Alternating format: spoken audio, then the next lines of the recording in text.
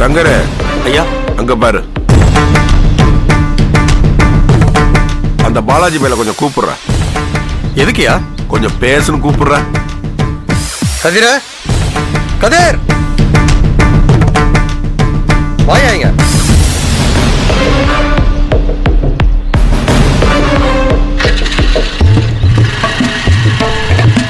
வராம பாருங்க, வெள்ளை எரும மாதிரி. என்னையா பாலாஜி, பெரிய இடத்துல போய் செட்டில் ஆயிட்டதுக்கு அப்புறம் உன்னை கையாலேயே பிடிக்க முடியறது இல்ல? ஆமா, பெரிய இடம் எல்லாம் சும்மா பேருக்கு தான், ஒண்ணு கையில வந்து சேர மாட்டேங்குது. எப்படா சேரும்? எப்படி வந்து சேரும்? சேர விட்டுருவானா? என்னன்னா இளவு காத்த கிளின்னு நினைச்சுக்கிட்டு இருக்கியா? சேச்ச, உங்களை போய் கிளின்னு சொல்லுவேனா? உலகத்துல இவ்வளவு கேவலமான தாடியை வச்சுக்கிட்டு எந்த கிளி இருக்கு?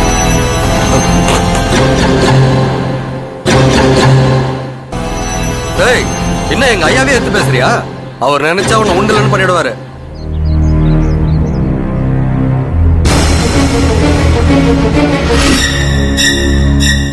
என்ன பண்ணுவார் அவரு?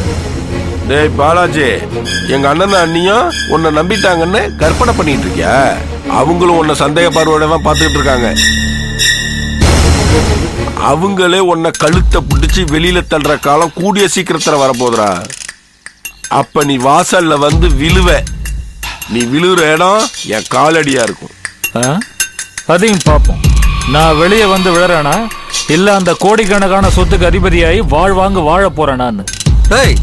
என்ன எங்க ஐயாவே எடுத்து சவால் விடுறியா? இத பாரு, அவர் வயசுக்கு அனுபவத்துக்கோ நீ தூசுடா.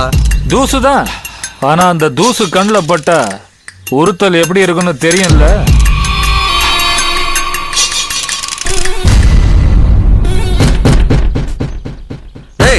என்ன பெரிய வெண்ணாட்டு பஞ்சு டைலாக் எல்லாம் பேசுற? இத பாரு, எங்க ஐயா நினைச்சாருனா நீ கதிரா மட்டும் இல்ல, பாலாஜா கூட வாழ முடியாது. டேய், இதெல்லாம் நடக்காம இருக்கணும்னா ஒழுங்கு மரியாதையை எங்க அண்ணன் வீட்டை விட்டு ஓடி போயிடு. உசுராவது மிஞ்சுண்டா. அட போங்க, சும்மா சொன்னதையே திரும்ப திரும்ப சொல்லிக்கிட்டு. உசுரோட மிஞ்ச போறது யாருங்கிறத தீர்மானிக்கிறது உன் கையிலயோ என் கையிலயோ இல்ல, அது காலத்தோட கையில இருக்கு. அந்த காலம் எனக்கு சாதகமா இருக்கு. அதனாலதான் சம்பந்தமே இல்லாத என்ன இந்த உயரத்துல உட்கார வச்சிருக்கு. அதுக்காக வயிற்றுச்சல் படாம என்ன அண்டி வாழ்ந்து குழப்ப ஓட்ட பாருங்க. வரேன்.